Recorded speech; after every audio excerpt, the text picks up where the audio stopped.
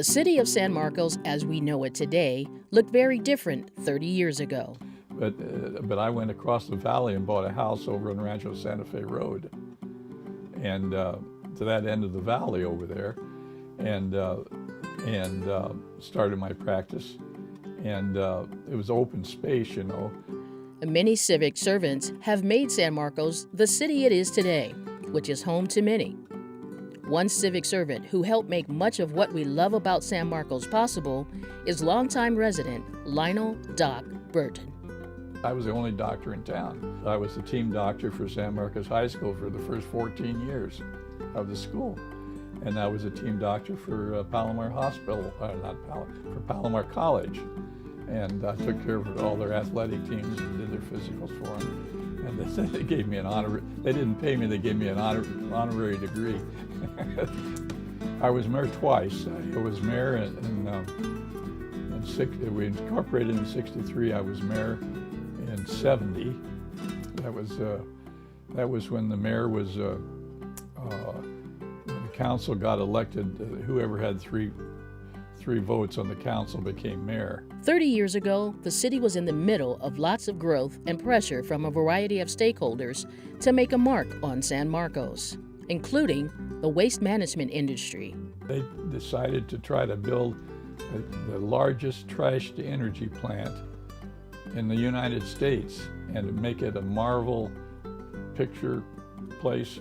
And San Marcos would be known as the trash capital of California and the United States. We're going to build this fancy new building. They even built the building. It's part of it's still there.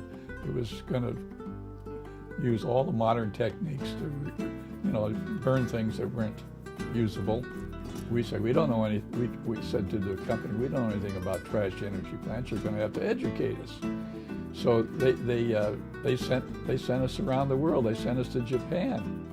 But through cunning awareness, Doc Burton turned the tables, and the rest is San Marcos history. Anyway, I said, why don't we hit this company up for, the city council's always been hitting up for money for this. Some school wants something, or a community of senior citizens want something. And I said, why don't we have them write a check for $1 million, and we'll take the interest off of that and set up a foundation to handle these small. They just sat there and wrote a check out for $1 million. There was nothing to it. And that's how it started. It was my idea. The following council passed the bill, but the idea was mine. The foundation provides grants to a wide variety of nonprofit groups serving San Marcos residents. Grants have been awarded to a diverse group of nonprofit organizations serving different purposes, including arts and culture, children and youth, civic life, education, health and well-being, seniors, and wildlife. There's all kinds of causes. Musical instruments for kids and senior citizens. You can't imagine the requests that come in. Bus tickets for older people at concerts, or it goes on and on and on. It's really amazing. And so we just have a certain amount of money that we can use to help people with. And so we know exactly to the penny how much we have. And so we spend it all or give it away. So you give them a partial amount, they'll ask for $5,000 and you give them $1,000. So we have to analyze each one of them. The San Marcos Community Foundation accepts grant applications on a quarterly basis. To learn more, visit san-marcos.net. Go to Your Government and look for the link to the Community Foundation.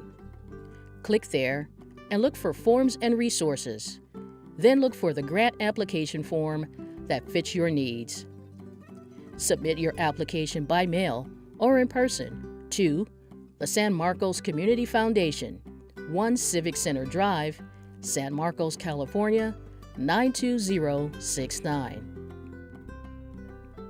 San Marcos is your city, and there are lots of ways to get involved. I tell people that in San Marcos, the citizen can be heard in San Marcos.